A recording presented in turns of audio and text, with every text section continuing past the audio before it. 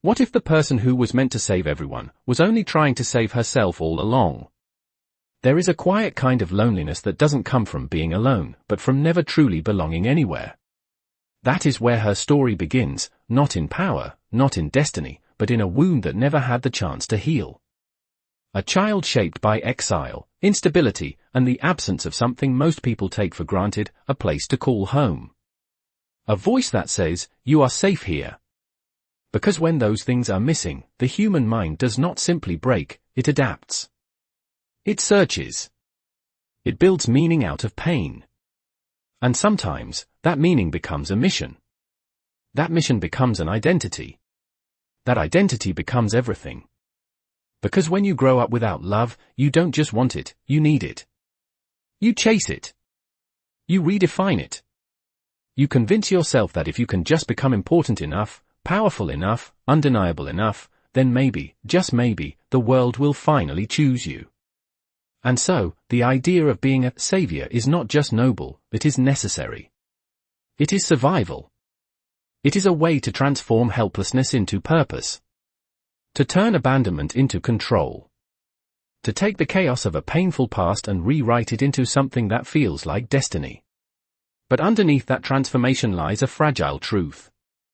Because when your sense of worth is built on being needed, on being the one who fixes everything, the one who liberates, the one who stands above, then every moment of rejection feels like a collapse. Every doubt feels like betrayal. Every distance feels like proof that you were never enough to begin with. And so, the question quietly grows in the background, do they follow me because they believe in me, or because they fear what happens if they don't? That question does not demand an answer at first. It lingers. It echoes. It waits. Because the most dangerous shift does not happen in a single moment. It happens slowly, when the line between love and control begins to blur, when the need to be accepted starts to reshape the way you see the world, and when being a savior is no longer about others but about filling a silence inside you that no victory can ever truly quiet. There are some wounds that don't disappear when you rise. They simply follow you to the top, whispering the same question over and over again. If no one truly sees you, then who are you really becoming? There is a subtle shift that happens when someone who has always been powerless finally gains control. It is not loud or dramatic at first. It is quiet, almost invisible, like a thought that lingers a little too long. A question that refuses to fade. Because control does not just change what you can do.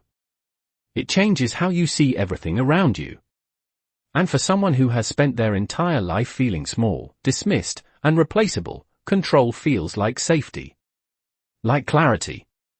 Like finally having a solid ground to stand on. But that sense of safety comes with a hidden cost. Because when control becomes the only thing that makes you feel secure, you begin to fear anything that threatens it. Not because you are cruel, but because losing control feels like falling back into that same helplessness you once survived. And the mind will do anything to avoid reliving that kind of pain, even if it means slowly reshaping reality to justify the need to hold on tighter. And this is where the defense mechanism deepens. What once started as sublimation, turning pain into purpose, begins to evolve into something more rigid, more absolute. A form of moral certainty that leaves no room for doubt. Because doubt is dangerous. Doubt opens the door to vulnerability. And vulnerability reminds you of who you used to be. So, the narrative changes, not all at once, but piece by piece. From helping people to guiding them. From guiding them to leading them. From leading them to deciding for them. Because if you truly believe that you are the only one capable of creating a better world, then every disagreement starts to look like resistance. Every hesitation feels like betrayal. And every person who does not fully align with you becomes a reminder that you are still not fully accepted. And that is the deepest wound of all, not the loss of power, but the fear that even at your highest point, you are still alone. And so, the mind resolves this tension in the only way it knows how, by redefining connection itself. By convincing you that being followed is the same as being loved, that being obeyed is the same as being understood, and that being feared is simply another form of respect. Because it is easier to control how people respond to you than it is to risk asking them to truly see you, and possibly be disappointed. And in that shift, something fundamental changes, not in what you want, but in how you believe you can get it. Because when love has always felt uncertain, control becomes the only reliable substitute. And once that belief takes root, it does not feel like a choice anymore. It feels like truth. A truth that grows stronger with every moment of isolation, every loss, every reminder that the world does not naturally offer the kind of connection you have always longed for. And so, you stop asking for it. You stop waiting for it. Instead, you build a version of reality where you no longer need it. Or at least, where you can pretend that you do not, even if somewhere deep inside, that original question is still there. Quietly echoing, if they are only here because I am powerful, would they still stay if I was not? There is a tension that never truly leaves her. A quiet war between two needs that cannot coexist, the need to be loved for who she is, and the need to be powerful enough that she will never be abandoned again. The tragedy is not that she chooses one over the other, but that she no longer believes she can have both. Because deep inside, the part of her that still longs for connection has never disappeared.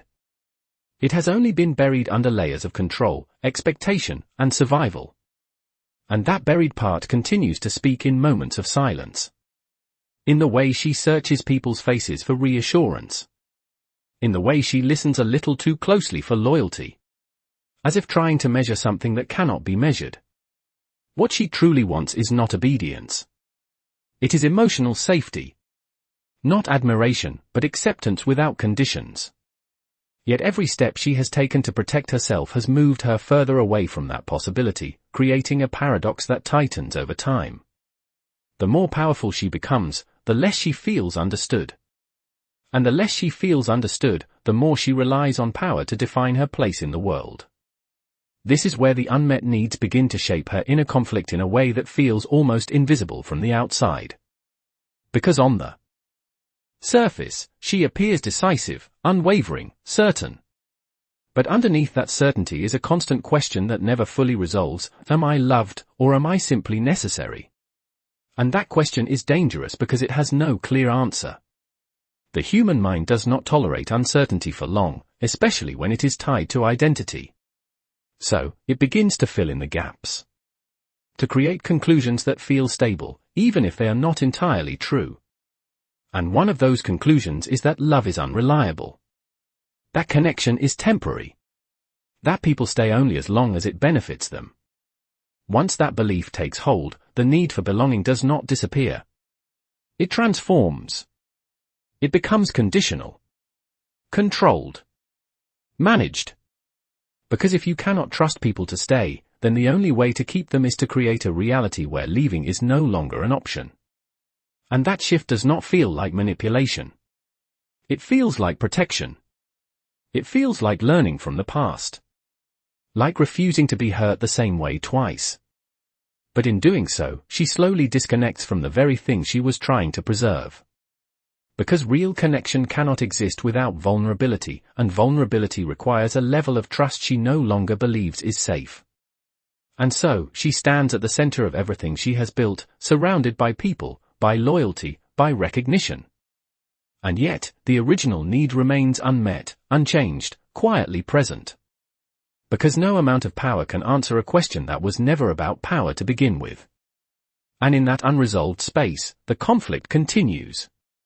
Not as a dramatic breakdown, but as a steady pressure, a psychological weight that shapes every decision, every reaction, every interpretation of the world around her. Until the line between what she feels and what she believes becomes so blurred that even she can no longer tell the difference. The most painful part is that somewhere within her, there is still a version of herself that remembers what it felt like to hope for something simpler. Something softer. Something human. That memory does not disappear. It lingers. Like an echo from a life she can no longer return to. Asking a question that grows heavier with time: if I have everything I once thought I needed, why do I still feel alone? The breaking point does not arrive like a storm. It arrives like silence. Like a moment. Where something that once held you together quietly disappears. And for her, that moment is not defined by a single event, but by a sequence of losses that strip away every emotional anchor she once relied on, one by one, until there is nothing left to ground her sense of self except the identity she has built around power. Because for a long time, she was not alone in her mind. She had voices that challenged her. People who reminded her to question herself. To pause. To consider the weight of her choices. Those voices served as something more than advisors. They were reflections of her humanity. Mirrors that allowed her to see beyond her own certainty. And as long as those mirrors existed, there was still a balance. Still a tension between who she was and who she was becoming. But the true trigger begins when those reflections start to disappear. Not all at once, but gradually. Through distance. Through mistrust. Through the quiet realization that the people around her no longer see her the same way. That shift is subtle but devastating because it reawakens the original wound, the fear that connection is always temporary, that people will eventually pull away. That being understood is something that cannot last. And when that fear resurfaces, it does not feel like a new experience. It feels like confirmation of something she has always suspected, that she is ultimately alone, no matter how high she rises. And this is where the psychological turning point takes hold, because in that moment, she is faced with an internal choice. One that is never spoken out loud.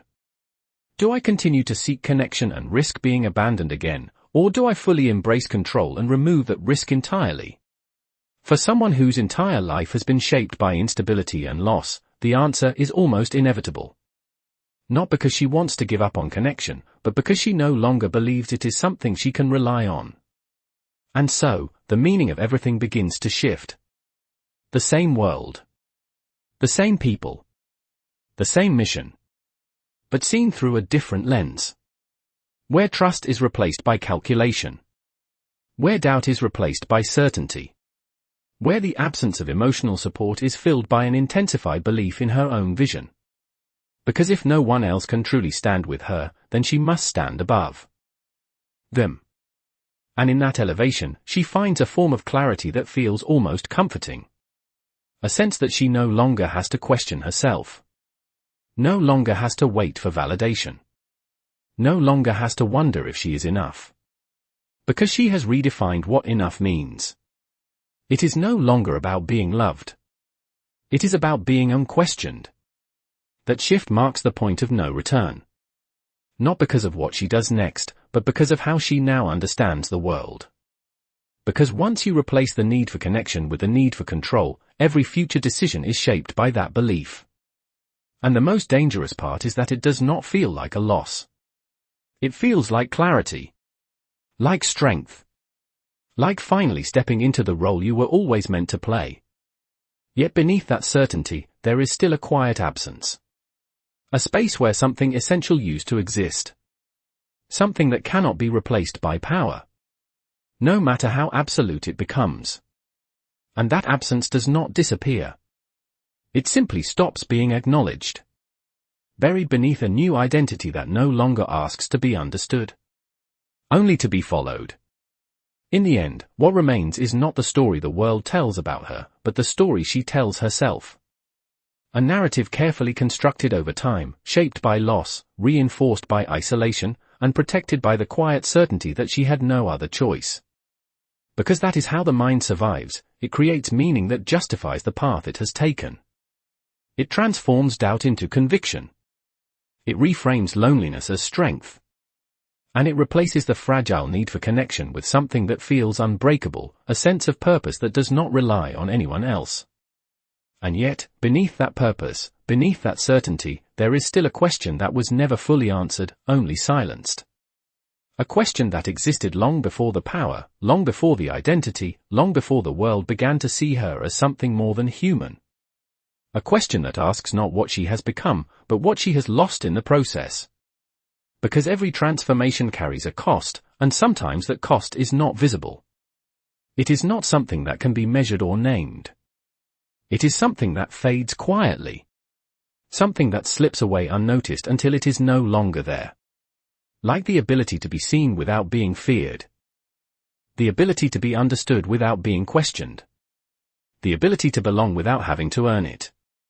And when those things disappear, they do not leave behind emptiness alone. They leave behind a version of reality where their absence feels normal. Where the idea of being truly known becomes distant. Almost unrealistic. And in that reality, she no longer searches for connection. Not because she has found something better, but because she has convinced herself that connection was never meant for her to begin with. And that belief becomes the final layer of protection. The one that ensures she will never have to face the possibility of being abandoned again. Because you cannot lose what you no longer allow yourself to need. And yet, there is a quiet contradiction within that belief. Because the need does not disappear. It only hides. It lingers in the spaces between decisions, in the moments where certainty feels just slightly incomplete, in the silence that follows even the greatest sense of control. And perhaps that is where her story truly ends, not in what she did, but in what she no longer feels. Not in the world she shaped, but in the part of herself she had to leave behind to shape it. Because if becoming untouchable means no one can hurt you, it also means no one can truly reach you. And if no one can reach you, then what does it really mean to win? What does it really mean to become everything you once thought you needed, if in the process, you lose the one thing you were searching for all along? And maybe the question that stays with us is not whether she changed, but whether any of us, given enough loneliness, enough silence, enough moments of feeling unseen, would have made a different choice. Or if we too would slowly, quietly, become someone who no longer asks to be loved, only to be unquestioned. At a certain point, the world around her stops feeling like a place filled with people and begins to feel like a stage. Carefully arranged, distant, almost unreal, where every interaction is predictable, every response measured, and every connection filtered through the role she now embodies. And in that stillness, there is no chaos, no confusion, no uncertainty. But there is also no warmth, no spontaneity, no sense of being truly seen.